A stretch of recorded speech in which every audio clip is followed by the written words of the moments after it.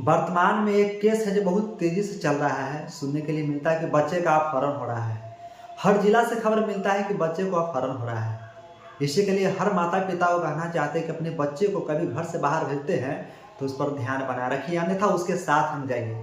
छोटे छोटे बच्चे में भी इस तरह से देखने के लिए मिला कि माता पिता भी उसके साथ जाते हैं। थोड़ा हाथ से भी हाथ थोड़ा छुटा कर, जैसे कि कोई सामान खरीदने के लिए गए, ठीक है, या कहीं मोबाइल में फोन आ गया तो बात करने लगे, बच्चा का हाथ छूटा उतना देर में बच्चा गायब रहता है।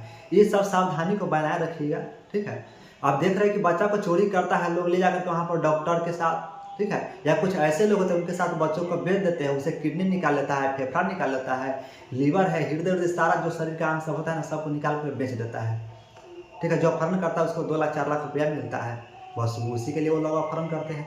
लड़की को भी अपहरण होता है, उसमें भी देखते हैं कि जब मतलब से कहीं पर भी कोई लड़की घर से अकेला कर निकलती है, उसके साथ क्या होता है, अपहरण कर लेता है। एक रुमाल लगता है, उसमें नशीला पदार्थ लगाता है, मुंह पर ऐसे चिपका देता है, चिपकाने के बाद उसका नशा में आता है, उसके बाद गाड़ी में लाता है, लेकर के चला जाता है। उसके साथ वही हाल होता है।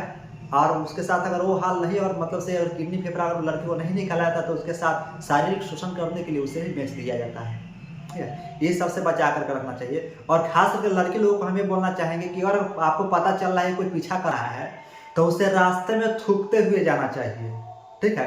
देखिए थूक में जो होता है तो उसमें आपका डीएनए होता है, ठीक है, उससे उसका पता चल सकता है कि जो मतलब ये कहाँ कहाँ गई, उसके माध्यम से पता चलेगा। या कोई आदमी अगर पकड़ रहा है उसे, ठीक है ना, तो उसको देह पर ही थूक देना चाहिए।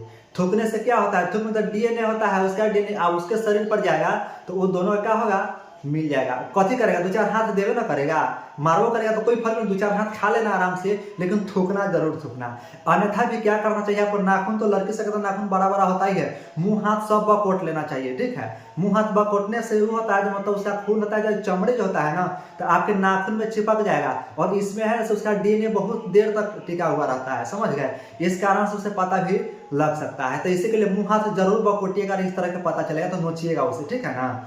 तो इस तरह से उसके बचाया जा सकता है। अन्यथा फिर अगर उस पर अगर पास में कोई फोन है ना, तो उस अवस्था में आपको क्या करना चाहिए, 112 पर कॉल कर दीजिए। और 100 सामने में अगर आदमी है उस समय तो कॉल करने नहीं देगा, तो लॉ से फोन रखिए, 112 पर कॉल कर दीजिए। 112 पर कॉल करने के बाद जब वहाँ से कॉल रिसीव हो जाए तो आप खाली बोलिए बर्गर दीजिए, बर्गर दीजिए, बर्गर दीजिए, बस वो समझ जाएगा वहाँ से क्या हुआ है। उसके बाद लोकेशन आपको ट्रैक करके वो पकड़ लेगा, ठीक है।